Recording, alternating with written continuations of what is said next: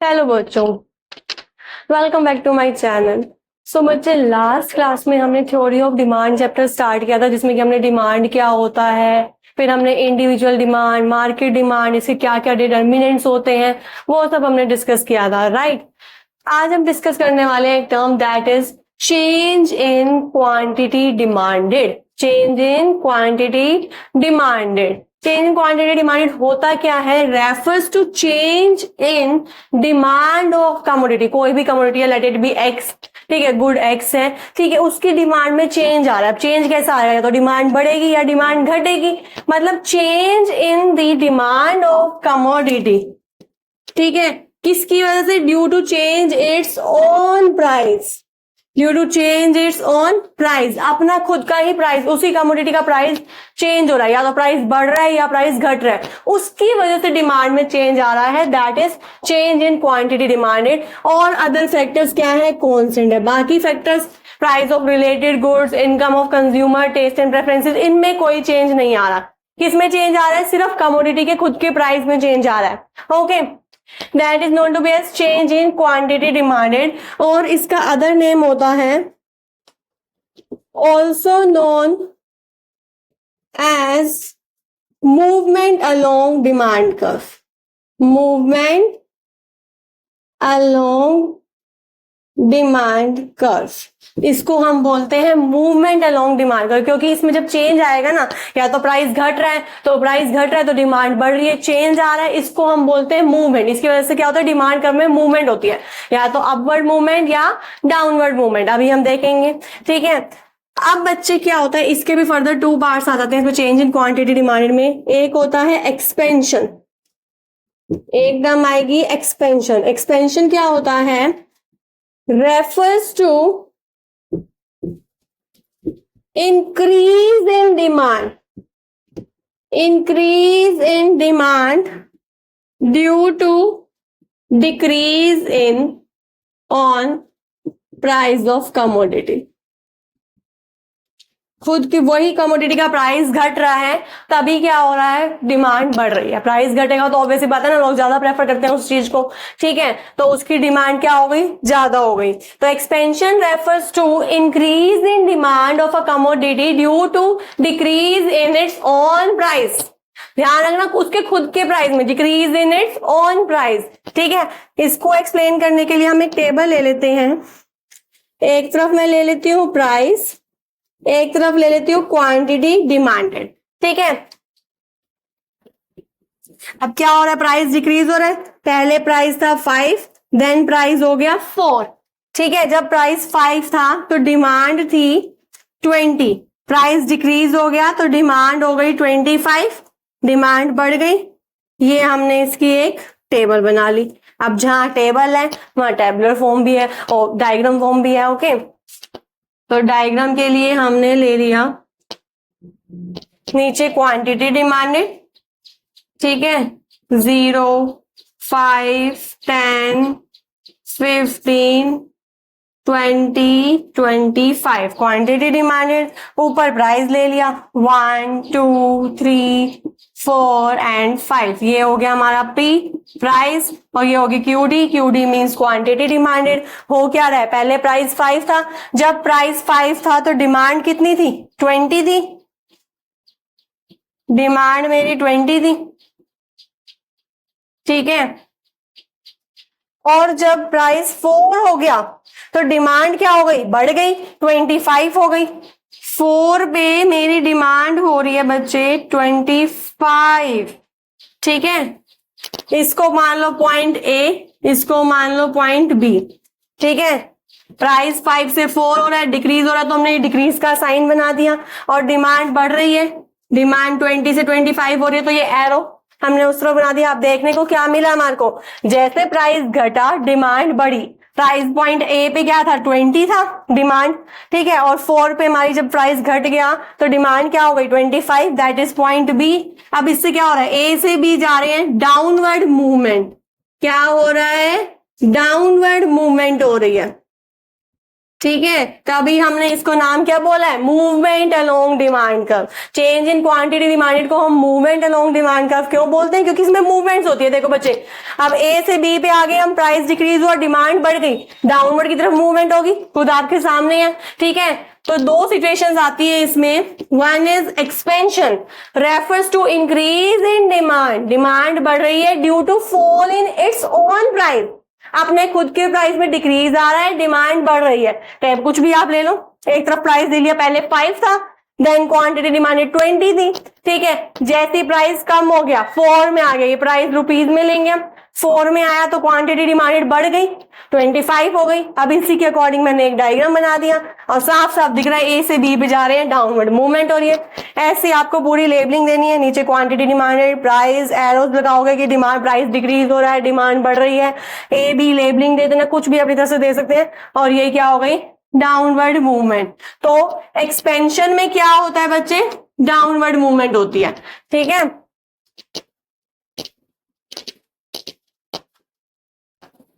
अब क्या होगा जब प्राइस बढ़ जाएगा, सेम कमोडिटी का प्राइस बढ़ रहा है तो क्या होगा, हम उसकी कहीं ना कहीं डिमांड कम कर देंगे, राइट। ठीक है, तो इसको हम बोलते हैं कॉन्ट्रैक्शन। क्या बोलते हैं, कॉन्ट्रैक्शन। अभी हमने इससे पहले एक्सपेंशन बोला था जिसमें कि प्राइस घट रहा था, अब इसमें उल्टा हो रहा है, प्राइस बढ़ रहा है। Refers to decrease in demand, decrease in demand of commodity.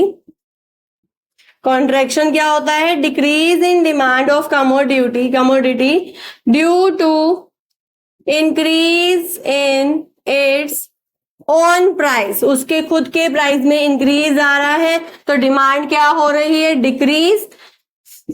Okay, that is known to be as contraction. तो चेंज इन क्वांटिटी डिमांडेड में हमारे को 2 टर्म्स पढ़नी है, one is expansion, another one is contraction. Expansion में क्या होता है, प्राइस डिक्रीज होता है, डिमांड बढ़ती है, इसी वजह से क्या होती है, डाउनवर्ड मूवमेंट होती है। ठीक है, कॉन्ट्रैक्शन में उल्टा हो जाता है, प्राइस बढ़ता है, डिमांड डिक्रीज हो जाती है। ठीक है, आप देखेंगे इसमें मूवमेंट कैसी होगी, तो हम ले लेते हैं टेबल, एक तरफ प्राइस, एक तरफ क्वांटिटी डिमांडेड। प्राइस पहले मेरा था 4, अब प्राइस बढ़ गया 4 से 5, डिमांड मेरी 4 पे 25 थी, जब प्राइस बढ़ गया तो मेरी डिमांड 20 होगी। मैंने कुछ भी नहीं किया, पहले वाली एक्सपेंशन वाली टेबल को उल्टा कर दिया। ठीक है, जहां प्राइस बढ़ रहा था अब प्राइस, पहले प्राइस डिक्रीज हो रहा था, प्राइस को बढ़ा दिया, डिमांड घटती हुई दिखा दी। ठीक है, अब इसी के अकॉर्डिंग हम ले लेंगे अपना डायग्राम, एक तरफ क्वांटिटी डिमांडेड, एक तरफ प्राइस। ठीक है, 5, 10, 15, 20 and 25, 1, 0, 1, 2, 3, 4, 5। ओके, सो सबसे पहले हमारे पास प्राइस क्या था, 4, प्राइस 4 था तो मेरी डिमांड 25 थी। 4 पे मेरी डिमांड कितनी थी बच्चे, 25। तो डायग्राम तो गया कुछ इस तरह से, इसको मैंने पॉइंट ए मेंशन कर दिया। ठीक है, 5 पे मेरी डिमांड, जब प्राइस बढ़ गया 5 हो गया तो डिमांड मेरी डिक्रीज हो गई, 20 हो गई। ये लो जी, हमारा डायग्राम बन गया। ये पॉइंट ए था, ये पॉइंट बी। अब हम ध्यान से देखें तो ऊपर की तरफ शिफ्ट हो रहा है, यानी कि ऊपर की तरफ मूवमेंट जा रही है, that is known to be as what, upward movement. ठीक है, तो कॉन्ट्रैक्शन में क्या होता है, अपवर्ड मूवमेंट। ठीक है, ए से बी पे चले गए, क्या हुआ, प्राइस बढ़ते हुए दिखा दिया, एरो लगाओ, डिमांड इस तरफ घटते हुए दिखा दी। ठीक है, सिंपल था। सबसे पहले हमने एक्सपेंशन बढ़ा था, नेक्स्ट मूवमेंट हमारी आई थी कॉन्ट्रैक्शन। कॉन्ट्रैक्शन में क्या होता है, refers to decrease in demand of a commodity due to increase in its own price.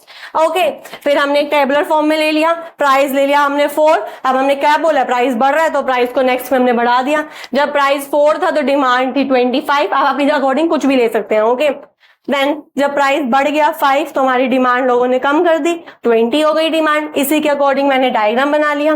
ठीक है, अब डायग्राम में आपको साफ साफ खुद ही पता चल जाएगा कौन सी मूवमेंट हो रही है। हमने देखा पहले ए था, ठीक है, जब हमारा प्राइस बढ़ गया, डिमांड घटी, तो हमारा कहीं ना कहीं ग्राफ ऊपर तक चला गया, कर्व। ठीक है, ऊपर की तरफ जा रहा है, that is known to be as what, upward movement. Okay, अभी हमने पढ़ा था change in quantity demanded, right. Next term हमारे पास आती है change in demand. Okay, next is change in demand. जैसे चेंज इन क्वांटिटी डिमांडेड में मूवमेंट्स होती थी, चेंज इन डिमांड में बच्चे शिफ्ट्स आएंगे, या तो राइटवर्ड शिफ्ट होगा या लेफ्टवर्ड शिफ्ट होगा, ठीक है। तो change in demand refers to situation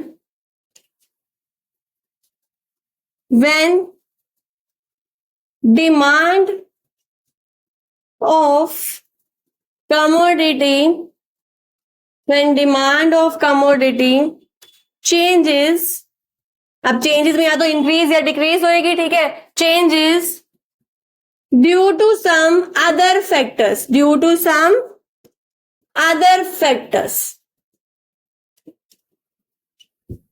keeping price constant.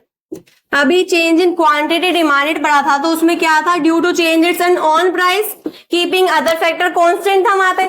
यहां पे क्या हो जाएगा, उल्टा, यहां पे क्या हो जाएगा, अदर फैक्टर्स में चेंज आएगा, keeping price constant, price of commodity constant, ठीक है। हम प्राइस को कांस्टेंट कर देंगे, मतलब जो उसकी कमोडिटी का प्राइस है उसमें कोई चेंज नहीं आ रहा, अदर फैक्टर्स में चेंज आ रहा है। अदर फैक्टर्स क्या हो सकते हैं, प्राइस ऑफ रिलेटेड गुड्स, ठीक है, इनकम ऑफ कंज्यूमर में चेंज आ गया, या फिर फ्यूचर एक्सपेक्टेशंस बढ़ गई, चेंज हो गई, ठीक है, टेस्ट एंड प्रेफरेंसेस में चेंज आ गया। तो ये सब क्या है, अदर फैक्टर्स है, जो हमने इंडिविजुअल डिमांड के डिटर्मिनेंट्स पढ़े थे, राइट, वही सब इसमें अदर फैक्टर्स आ जाएंगे।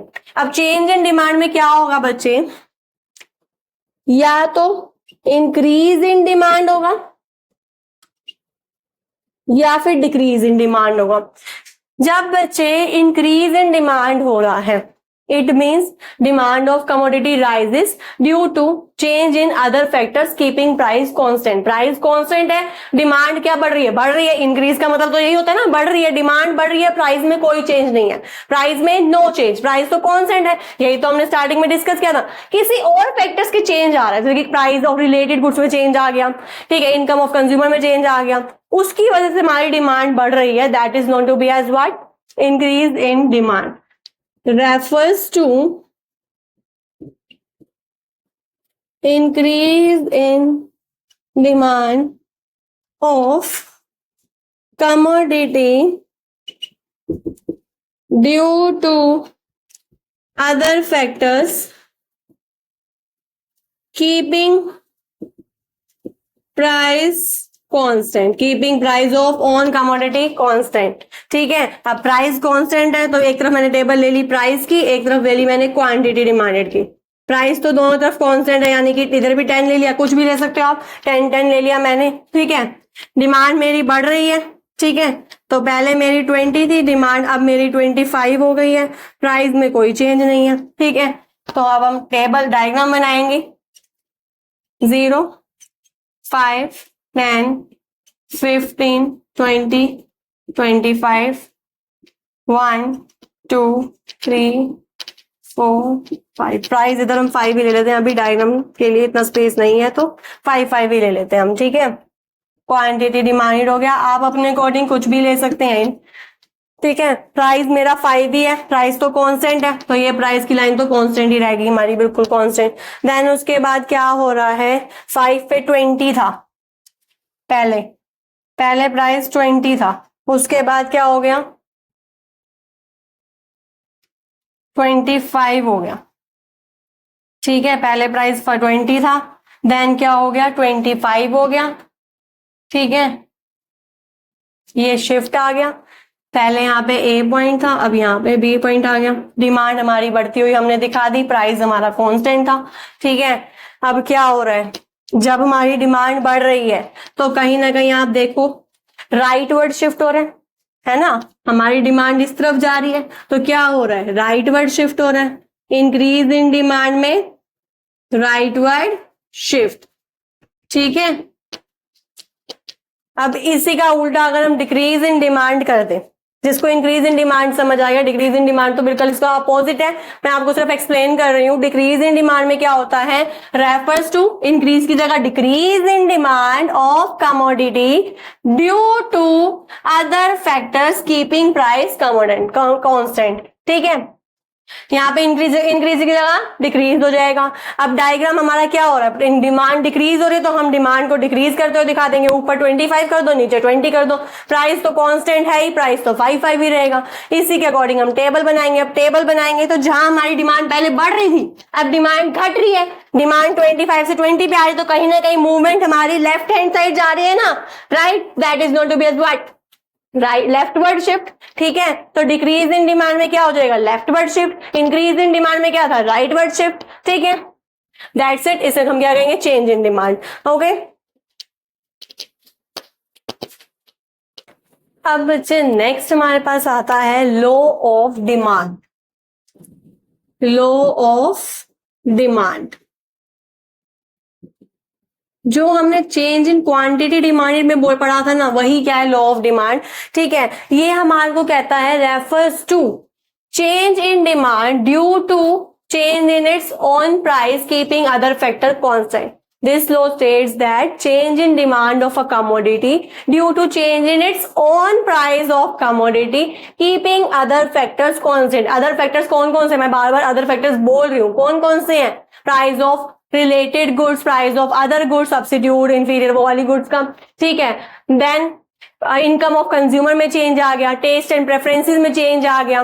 ठीक है, तो ये सब क्या है, अदर फैक्टर, इनमें चेंज आ रहा है। ठीक है, तो अभी यहाँ पे क्या पढ़ना है हमारे को, ये सब क्या है, कांस्टेंट, खुद के प्राइस में चेंज आ रहा है। ठीक है, law of demand states that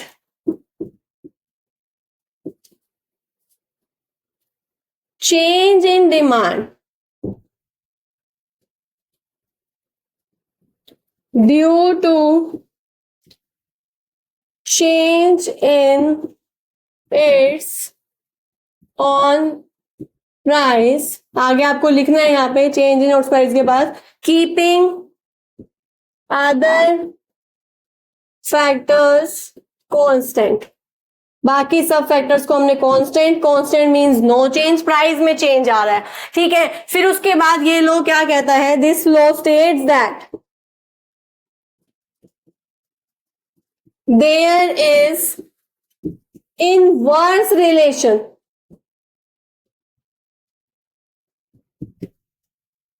inverse relation किसके बीच, between price of on commodity,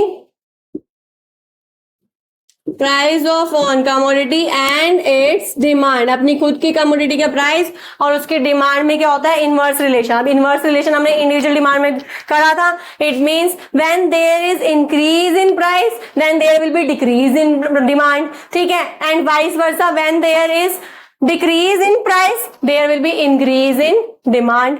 okay, तो अगर प्राइस बढ़ रहा है डिमांड घट रही है, प्राइस घट रहा है डिमांड बढ़ रही है, तो ये क्या, इनवर्स रिलेशन है, उल्टा रिलेशन है, एक चीज बढ़ रही है तो दूसरी चीज घट रही है। ठीक है, this is known to be as law of demand. ठीक है, इसमें आप वही टेबल ले सकते हैं जो भी मैंने क्वांटिटी डिमांड में बनवाई थी, या तो आप एक तरफ इंक्रीज करते हुए दिखा दे, डिक्रीज, कोई भी आप एक बना सकती हैं। ठीक है, जैसे कि हम ले लेते हैं एक तरफ प्राइस, एक तरफ क्वांटिटी डिमांडेड। प्राइस पहले 5 था, फिर 4 हो गया, प्राइस घट गया तो डिमांड क्या हो गई, डिमांड बढ़ गई। ठीक है, ऑब्वियसली बात है, प्राइस, यही तो हमारे को कह रहा है इनवर्स रिलेशन होता है। ठीक है, प्राइस 5 था तो डिमांड 25 थी, सॉरी, प्राइस 5 था तो डिमांड 20 थी, अब प्राइस घटा तो डिमांड बढ़ गई, 25 हो गई। ठीक है, इसी के अकॉर्डिंग आप टेबल बना देंगे। ठीक है, डायग्राम बना देंगे तो हमारा हो जाएगा लॉ ऑफ डिमांड।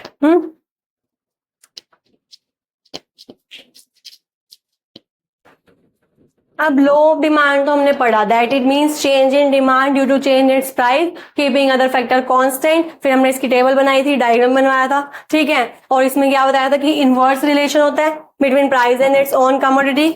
नेक्स्ट हमारे पास आती है, अब हर लो की कुछ ना कुछ अजम्पशंस भी होती हैं, कुछ ना कुछ हम एज्यूम करते हैं, मान के चलते हैं। तो क्या है, कीपिंग अदर फैक्टर कांस्टेंट बोले ना, सारे फैक्टर्स यहां पे लिख दो। There is no change in price of other good, no change in price of other goods, no change in income of consumer, ठीक है, no change in taste and preferences, no change in taste and preferences, no change in future expectations, ठीक है, no change in price of other goods यानी कि substitute and complementary, okay, then no change in income of consumer, ये सारे क्या है, other factors हम मान के चल रहे हैं, ये सारे क्या है, कांस्टेंट है, तो ये हमारी इस लॉ की एजम्पशंस हो गई, ठीक है। देन आफ्टरवर्ड्स, अब एजम्पशंस है तो कहीं कहीं होता है ना कि ये लॉ अप्लाई नहीं करेगा, जरूरी नहीं हर जगह अप्लाई करें, कुछ एक्सेप्शंस भी है, कहां पे ये लॉ अप्लाई नहीं होता है। तो सबसे पहला हमारे पास आता है article of distinction, means show off वाली चीजें, ठीक है, जो लोग खरीदते ही क्यों है, जस्ट टू शो ऑफ, ठीक है, दिखाने के लिए लोगों को, ठीक है, बेशक उसका प्राइस ज्यादा है, लोगों को कोई मतलब नहीं है, लॉ ऑफ डिमांड क्या कहता है, प्राइस बढ़ रहा है तो डिमांड घट रही है, इनवर्स रिलेशन है, लेकिन कहां पे ये अप्लाई नहीं होगा, प्राइस बढ़ रहा है तब भी लोग उस चीज को खरीद रहे हैं, ठीक है, वो चीजें जो आर्टिकल ऑफ डिस्टिंक्शन है, which are just use only to show, ठीक है, सिर्फ लोगों को दिखाने के लिए, सोशल डिस्टिंक्शन के लिए जो गुड्स है, बेशक उसका प्राइस ज्यादा है हम खरीदेंगे, ठीक है, एग्जाम्पल ले लो, लग्जरी कार्स वगैरह हो गई, ठीक है, अगर हम खरीद सकते हैं तो हम उसका प्राइस नहीं देखेंगे, हम उसे खरीदेंगे, ठीक है, डायमंड्स हो गए, प्रीशियस डायमंड्स लेंगे हम उसको, ठीक है, तो ये क्या था, आर्टिकल ऑफ डिस्टिंक्शन, ठीक है। नेक्स्ट हमारे पास आता है गिफिन गुड्स, गिफिन गुड्स वजह ये दिया था सर रॉबर्ट गिफिन ने, ठीक है, उन्होंने देखा, उन्होंने ऑब्जर्व किया कि क्या हुआ यूएसए में, बच्चे क्या हुआ, लोग ब्रेड के प्राइस बढ़ गए, ठीक है, उन्होंने ऑब्जर्व किया कि ब्रेड के प्राइस बढ़ गए, स्टिल लोग उसे खरीद रहे हैं, ठीक है, उसकी डिमांड कम होने की वजह उसकी डिमांड बढ़ रही है, प्राइस ज्यादा है तब भी लोग उसे खरीद रहे हैं, because these are inferior goods, ठीक है, ये तो चाहिए डेली यूजेस की हमारी, ठीक है, तो Giffen goods basically these are most inferior goods, ठीक है, इसका प्राइस ज्यादा है तब भी लोग इसे खरीदेंगे, ये रॉबर्ट गिफिन ने ऑब्जर्व किया, ठीक है, और उन्हीं के अकॉर्डिंग ये नाम आ गया गिफिन गुड्स, ठीक है, तो यहाँ पे भी लॉ ऑफ डिमांड अप्लाई नहीं होता, आप यहाँ पे रॉबर्ट गिफिन का एग्जांपल दे सकते हैं, उन्होंने क्या ऑब्जर्व किया था आप वो डिफाइन कर सकते हैं, ठीक है। Then irrational judgement, irrational judgement में क्या होता है, कुछ लोगों का मानना होता है ना कि वो देखते हैं अगर प्राइस ज्यादा है तो इसकी इस चीज की क्वालिटी भी अच्छी है, ये चीज अच्छी है, राइट, हम ये नहीं देखते कि उस चीज का प्राइस ज्यादा है, नहीं लो नहीं, प्राइस ज्यादा है तब भी लोग उसे खरीद रहे हैं, क्योंकि उनकी थिंकिंग ये क्या है, इररेशनल जजमेंट है कि भाई प्राइस ज्यादा तो इसकी क्वालिटी भी अच्छी होगी, ले लो भाई आने दो, है ना, that is what irrational judgement. तो इन तीन केसेस में लॉ ऑफ डिमांड अप्लाई नहीं होता, ठीक है, प्राइस ज्यादा है तब भी लोग इन चीजों को खरीदते हैं, कौन कौन सी, आर्टिकल ऑफ सोशल डिस्टिंक्शन जो सिर्फ शो ऑफ के लिए है, लाइक प्रीशियस डायमंड्स हो गए, लग्जरी कार्स होगी वगैरह वगैरह। Giffen goods sir Robert Giffen ने दिया था, उन्होंने ऑब्जर्व किया था कि ब्रेड की प्राइस बढ़ गई तब भी लोग उसे खरीद रहे हैं, ठीक है, these are most inferior goods होती हैं, इसमें हमारे पास प्राइस मैटर नहीं करता, लोग इसे खरीदेंगे। देन इरेशनल जजमेंट, यहाँ पे भी प्राइस मैटर नहीं करता, law of demand does not apply here, it means that if the price of commodity increases then the thinking of the people, some people is that the quality of good of that good is also good, ठीक है, that is irrational judgment. So that's it for today. Thanks for watching. Bye bye.